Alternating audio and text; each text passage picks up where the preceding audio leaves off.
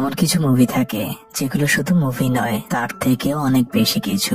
আজকের মুভিটি, যার নাম এ সেপারেশন, এই ইরানিয়ান মুভিটি ঠিক তেমনই একটি মুভিটি 2011 সালে অস্কার তো পেয়েছিল ঠিকই, সেই সাথে এই মুভিটি আমাদের সমাজের অনেক ছোট ছোট বাস্তবতাকে এত সুন্দরভাবে তুলে ধরেছে যা সত্যি আপনাকে ভাবতে বাধ্য করবে। আর এই মুভির পরিচালক হচ্ছে পৃথিবীর অন্যতম সেরা মুসলিম পরিচালক আসগর ফরহাদি, যিনি কিনা একাধিক অস্কার পেয়েছেন। কথা দিচ্ছি আপনার সময় নষ্ট হবে না। তো কথা না বেরিয়ে চলুন মুভির মূল গল্পে যাওয়া যাক।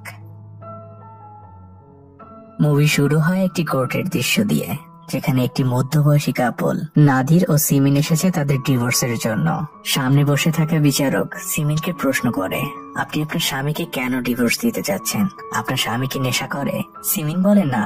তখন বিচারক তাকে আবারও জিজ্ঞেস করে, তাহলে কি আপনার স্বামী আপনাকে অনেক নির্যাতন এবং মারধর করে? সিমিন তাকে এবারও না বলে, আর বলে যে আমার স্বামী অনেক ভালো একজন মানুষ। বিচারক তাকে জিজ্ঞেস করে, তাহলে আপনি ডিভোর্স কেন দিতে চাচ্ছেন?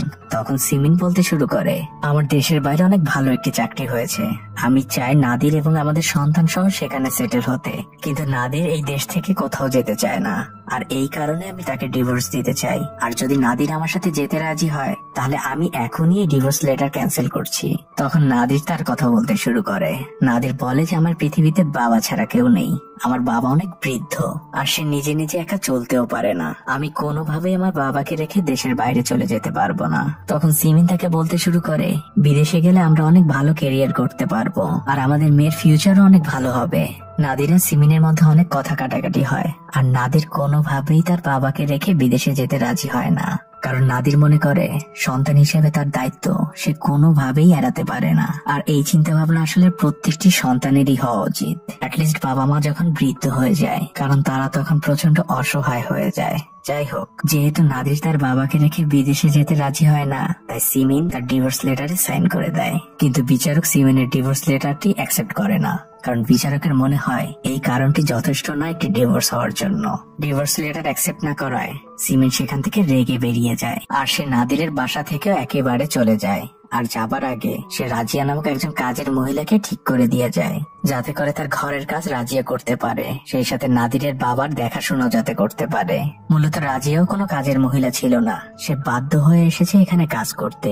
রাজিয়ার হাজবেন্ড অনেক মানুষের কাছ থেকে টাকা ধার নিয়েছে, আর ঋণ পরিশোধ না করতে পারায় তাকে প্রায় জেলে যেতে হতো। আর রাজিয়া এখানে এসেছে কাজ করতে সামান্য কয়েকটা টাকা উপার্জন করার জন্য, যাতে করে সে তার হাজবেন্ডের দেনাগুলো দিয়ে দিতে পারে। কিন্তু রাজিয়ার কাজটা একদমই সহজ ছিল না। সে যেদিন প্রথম কাজে আসে, সে দেখতে পায় নাদিরের বাবা তার নিজের প্যান্টের মধ্যেই প্রসব করে দেয়। তার অবস্থা এতটাই খারাপ। আর রাজিয়া ছিল খুবই ধার্মিক একজন মহিলা, সে পরপুরুষকে একদমই ছোঁবার চাচ্ছিল না। সে নাদিরের বাবাকে না ছুঁয়ে তার ড্রেস চেঞ্জ করার অনেক চেষ্টা করে, কিন্তু সে ব্যর্থ হয়। আর নাদিরের বাবাও এতটাই বৃদ্ধ ছিল যে সে রাজিয়ার কোনো কথা বুঝতেও পারত না। তখন রাজিয়া বাধ্য হয়ে তার পরিচিত একজন ইসলামিক ব্যক্তিত্বের কাছে ফোন দেয়। রাজিয়া তাকে জিজ্ঞেস করে, আমি কি কাজের প্রয়োজন একজন 70-80 বছরের বয়সের লোক যে কিনা নিজে কিছুই করতে পারে না, তাকে কি স্পর্শ করতে পারবো? তার ময়লা কাপড় কি চেঞ্জ করে দিতে পারবো? তখন সেই ইসলামিক ব্যক্তিত্ব তাকে বলে, হ্যাঁ রাজিয়া, তুমি পারবে, আর এতে তোমার কোনো পাপ হবে না। এটা শোনার পরে রাজিয়া নাদিরের বাবার ড্রেস চেঞ্জ করে দেয়, কিন্তু তার মাথা থেকে তখন এই বিষয়টা যাচ্ছিল না, কারণ রাজিয়া ছিল খুব ধার্মিক একজন মহিলা। রাজিয়ার একটি মেয়ে ছিল। রাজিয়া প্রত্যেকদিন তার মেয়েকে নিয়েই বাসায় কাজ করতে আসতো, আর সেই সাথে রাজিয়া প্রেগনেন্টও ছিল। এভাবেই কেটে যাচ্ছিল রাজিয়ার দিন। কিন্তু একদিন নাদির এবং তার মেয়ে হঠাৎ করেই বাসায় চলে আসে। তারা বাইরে থেকে অনেক ডাকাডাকি করলেও ঘরের ভিতর থেকে কেউই দরজা খুলে না।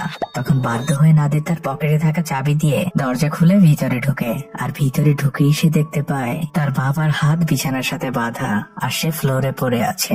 এই দৃশ্য দেখে নাদির খুবই ঘাবড়ে যায়। সে দ্রুত তার বাবার কাছে যায়। নাদিরের বাবার নিথর দেহ দেখে নাদিরের মেয়ে এবং নাদির ভাবে তার বাবা হয়তো মারা গিয়েছেন।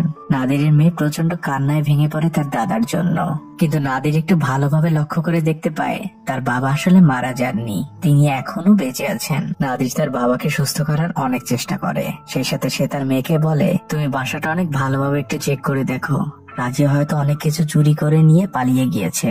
নাদিরের মেয়ে তাই করতে থাকে, আর এরই মধ্যে রাজিয়া তার মেয়েকে নিয়ে ঘরে ঢোকে। আর রাজিয়াকে দেখে নাদির প্রচন্ড রেগে যায়। রাজিয়াকে দেখে নাদির অনেক রাগারাগি করতে থাকে। সে রাজিয়াকে বলতে থাকে, তুমি আমার ঘর থেকে টাকা চুরি করেছো, আর তুমি প্রতিদিনই এমন করো। তুমি আমার বাবাকে রেখে এভাবে প্রতিদিন বাইরে যাও। আজ ভাগ্য ভালো যে আমি হঠাৎ করেই বাসায় এসেছি, না হলে আমি এই সত্যটা তো জানতেই পারতাম না। নাদির রাজিয়াকে চলে যেতে বলে, আর সে বলে যে আমি তোমাকে একটা টাকাও দিব না, কারণ তুমি অনেক টাকা এর মধ্যে চুরি করেছো। অন্যদিকে রাজিয়া নিজেকে নির্দোষ প্রমাণ করার অনেক চেষ্টা করতে থাকে। সে বলতে থাকে, আমি চুরি করিনি, আমার উপর দয়া করে চুরির কোনো দোষ দিবেন না। আমি পেটের কষ্টে এখানে কাজ করতে এসেছি, তাই বলে চুরি করতে আসিনি। রাজিয়া অনেক কাঁদতে থাকে, আর সে বলতে থাকে যে আমার কোরআনের কসম, আমি চুরি করিনি, আর আমার কাজের টাকাটা আমার আজকে অনেক প্রয়োজন। কিন্তু নাদির তার কোনো কথাই শোনে না। সে রাজিয়াকে তার ঘর থেকে বের করে দেয়। নাদির তার বাবার কাছে এসে তাকে সেবা করতে থাকে, আর এর মধ্যে রাজিয়া আবারও সেখানে আসে। সে নাদিরের কাছে তার প্রাপ্য টাকার জন্য খুব রিকোয়েস্ট করতে থাকে, আর এটার জন্য নাদির আরো বেশি রেগে যায়। সে রাজিয়াকে দরজার কাছে নিয়ে যায় এবং ধাক্কা দিয়ে বাইরে বের করে দেয়। নাদির দরজা বন্ধ করে দেয়, আর সে দেখতে পায় যে রাজিয়া বাইরে পড়ে গিয়েছে। তখন পাশেরই একজন মহিলা এসে তাকে উঠিয়ে নেয়, আর এরপরে সিচুয়েশন আরো খারাপ হয়। কিছু সময় পরে নাদিরের ওয়াইফ নাদিরকে ফোন করে। সিমিন নাদিরকে বলে, তুমি রাজিয়াকে যে ধাক্কা দিয়েছিলে তার ফলে রাজিয়ার পেটের বাচ্চাটি মারা গিয়েছে। নাদির এবং সিমিন চলে যায় হসপিটালে রাজিয়াকে দেখার জন্য। সেখানে যাবার পরই সেখানে দেখা হয়ে যায় রাজিয়ার হাজবেন্ডের সাথে। রাজিয়ার হাজবেন্ড নাদিরকে আগে থেকেই চিনতো। সে নাদিরকে দেখা মাত্রই প্রচন্ড রেগে যায় আর তাকে মারতে যায়, আর বলতে থাকে যে তোমার কারণে আমার সন্তানটি মারা গিয়েছে, আমি কোনোভাবেই তোমাকে মাফ করব না, আমি আমার মৃত সন্তানের বিচার চাই। আর এরপরে এই ঘটনাটি চলে যায় স্থানীয় কোর্টে। সেখানে বিচারক নাদিরকে বলে, এই ঘটনায় যদি প্রমাণিত হয় যে আপনার কারণেই বাচ্চাটি মারা গিয়েছে, তাহলে আপনার 3 বছরের জেল তো অবশ্যই হবে। নাদির বিচারককে বলতে থাকে, বিশ্বাস করুন, আমি জানতাম না যে রাজিয়া প্রেগনেন্ট ছিল। আমি যদি জানতাম তাহলে রাজিয়াকে ধাক্কা দেওয়া তো দূরের কথা, আমি তার সাথে খারাপ ব্যবহারও করতাম না। সে আরো বলে, আমার বাবাকে রাজি ওই দিন বেঁধে রেখে বাইরে গিয়েছিল, যার ফলে আমার বাবা প্রায় মারাই গিয়েছিল, তাই আমি আমার নিজের রাগ কন্ট্রোল করতে পারিনি। এসব কথা রাজিয়ার হাজবেন্ড শুনে অনেক উল্টা পাল্টা কথা বলতে থাকে। তখন ওই বিচারক রাজিয়ার হাজবেন্ডকে বলে, আপনি যদি এমন উল্টা পাল্টা কথা বলতে থাকেন, আপনাকে আমি এখনই জেলে পাঠাবো। এভাবেই রাজিয়ার কেসটি কোর্টে চলতে থাকে। নাদির তার মেয়ের টিচারকে রিকোয়েস্ট করে সে যেন কোর্টে সাক্ষী দেয়। নাদির রাজিয়ার প্রেগনেন্সি বিষয়ে কিছুই জানতো না। নাদিরের মেয়ের টিচার কোর্টে যে সেই সাক্ষী দেয়। আর এই বিষয়টা যখন রাজিয়ার হাজবেন্ড জানতে পারে, সে খুবই রেগে যায়। সে নাদিরের মেয়ের টিচারের স্কুলে চলে যায় আর তাকে অনেক গালমন্দ করতে থাকে। সে ওই টিচারকে বলে, আপনি ইচ্ছা করেই মিথ্যে সাক্ষী দিয়েছেন, তাই না? আপনি যদি সত্যি সাক্ষী দিয়ে থাকেন তাহলে এটা আপনি কোরআন শরীফ ছুঁয়ে আমাকে বলুন। মামলার পরবর্তী শুনানির দিন রাজিয়ার হাজবেন্ড আবারও উল্টাপাল্টা কথা বলতে থাকে বিচারককে। আর বিচারক এটাও জানতে পেরেছিল যে রাজিয়ার হাজবেন্ড ওই শিক্ষকের স্কুলে যেয়ে তার সাথে অনেক খারাপ ব্যবহার করেছে। আর এইসব কারণে রাজিয়ার হাজবেন্ডকে বিচারক 3 মাসের জেল দিয়ে দেয়। আর এটা শুনে রাজিয়া প্রচন্ড ভেঙে পড়ে। সে বিচারককে অনেক রিকোয়েস্ট করতে থাকে। সে বলতে থাকে যে আমার স্বামী অনেক দেনার দায়ে জর্জরিত, যার ফলে সে অনেক ডিপ্রেশনে থাকে। সে মানসিক ভাবে একদমই সুস্থ না, কিন্তু বিচারক তো তার রায় দিয়ে দিয়েছে। অন্যদিকে নাদির জানতে পারে যে ওই দিন রাজিয়া তার বাবাকে রেখে একজন গাইনি ডাক্তারের কাছে গিয়েছিল। আর তখন নাদিরের মনে হয় রাজিয়ার হাজবেন্ড হয়তো রাজিয়াকে অনেক মারধর করেছিল, যার ফলে সে গাইনি ডাক্তারের কাছে গিয়েছিল। কিন্তু একদিন নাদিরের মেয়ে নাদিরকে বলে, বাবা আমি জানি যে তুমি জানতে রাজিয়া প্রেগনেন্ট ছিল, কারণ আমি দেখেছিলাম তোমার সামনেই রাজিয়া আমার টিচারের কাছ থেকে গাইনি ডাক্তারের নাম্বার নিয়েছিল, সেই সাথে সে তার প্রেগনেন্সির কথাও তখন বলেছিল। নাদির তখন তার মেয়েকে বলে, মা তুমি যদি এই কথাটি কোর্টে বলো তাহলে আমার 3 বছরের সাজা হয়ে যাবে। নাদিরের মেয়ের সাক্ষীর দিন চলে আসে কোর্টে। সে কোর্টে যায় এবং সে তার বাবার কথা অনুযায়ী সে কোর্টের কাছে মিথ্যা কথা বলে। কিন্তু এই মিথ্যা সাক্ষী দেওয়ার পরে নাদিরের মেয়ে ভিতর থেকে একদম ভেঙে পড়ে। সে নিজেকে প্রচন্ড অপরাধী ভাবতে শুরু করে। সে বুঝতে পারে যে সেই মিথ্যাটা বলে অনেক বড় একটি পাপ করেছে, যেটা তার একদমই উচিত হয়নি। এদিকে নাদিরের ওয়াইফ সিমিন খুব চিন্তায় পড়ে যায়, কারণ তার হাজবেন্ডের যদি 3 বছরের সাজা হয়ে যায় কোনোভাবে, তাহলে তার প্রভাব তার মেয়ের ভবিষ্যতের উপর পড়বে। তাই সে রাজিয়াদের বাসায় যায় আর রাজিয়ার হাজবেন্ডকে কিছু টাকা টাকার অফার করে, যার ফলে সেই মামলাটি যাতে তুলে নেয়। রাজিয়ার হাজবেন্ড প্রথমে কোনোভাবেই রাজি হয় না, কিন্তু তার আশপাশের মানুষ রাজিয়ার হাজবেন্ডকে বোঝায় যে তোমার এই টাকাটার খুবই প্রয়োজন, তুমি অনেক ঋণগ্রস্ত, এই টাকাটা হলে তুমি তোমার ঋণের বোঝাটাকে হালকা করতে পারবে। রাজিয়ার হাজবেন্ড তখন রাজি হয়ে যায়। সিমিন বাসায় ফিরে যখন তার হাজবেন্ড নাদিরকে এই কথা বলে, তখন নাদির এই কথা শুনে সে কোনোভাবেই রাজি হয় না, কারণ আমরা তো জানি নাদির মূলত একজন ভালো মানুষ ছিল। সে ভিতর থেকে অনেক অনুতপ্ত ছিল, সে কোনোভাবে চাচ্ছিল যেন তার পাপের সাথে তার হোক। আর এটা শুনে সিমিন প্রচন্ড রেগে যায়। সে বলে যে তুমি থাকো তোমার মতো, আমি আমার মেয়েকে নিয়ে এখান থেকে এখনই চলে যাচ্ছি। নাদির তার মেয়েকে চলে যেতে দেখে সে সিমিনের প্রস্তাবে রাজি হয়ে যায়। সেই মামলাটি ডিসমিস করার জন্য টাকা দিতে রাজি হয়। কিন্তু পরের দিন ঘটে এক অদ্ভুত ঘটনা। রাজিয়া সিমিনের সাথে দেখা করতে আসে। সে সিমিনকে বলে, আমি আপনার টাকাটি কোনোভাবেই নিতে পারবো না, আমার মনে হয় তাহলে আমি অনেক বড় পাপ করে ফেলবো, যার ফলে আল্লাহ কোনোদিন আমাকে ক্ষমা করবেন না। সিমিন বলে, এটা কেমন কথা, আমরা তোমার ক্ষতি করেছি, পাপ তো আমার স্বামী করেছেন, তাই আমরা সামান্য কিছু ক্ষতিপূরণ দিতে যাচ্ছি। তখন রাজিয়া সিমিনকে বলে, আমার পেটের বাচ্চা আপনার হাজবেন্ড নাদির নষ্ট করেনি। আপনার হাজবেন্ড আমাকে ধাক্কা দেওয়ার কিছুদিন আগে আমি আপনার শ্বশুরকে নিয়ে একটু বাইরে হাঁটতে বের হয়েছিলাম। তখন আপনার শ্বশুর হঠাৎ করেই মাঝ রাস্তায় চলে যায়, আর আমি তাকে বাঁচাতে যেয়ে একটি গাড়ি আমাকে পিছন থেকে এসে ধাক্কা দেয়, যার ফলে আমি পড়ে যাই। আর ওই দিন রাতে আমার পেটে প্রচন্ড ব্যথা করে, আর আমার মনে হয় যে আমার বাচ্চাটি ওই দিন রাতেই মারা গিয়েছিল।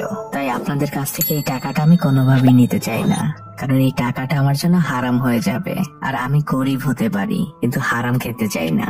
সিমিন রাজিয়াকে কিছু না বলেই চলে যায়। পরের দৃশ্যে দেখা যায় নাদির, সিমিন এবং তাদের মেয়ে রাজিয়াদের বাসায় গিয়েছে।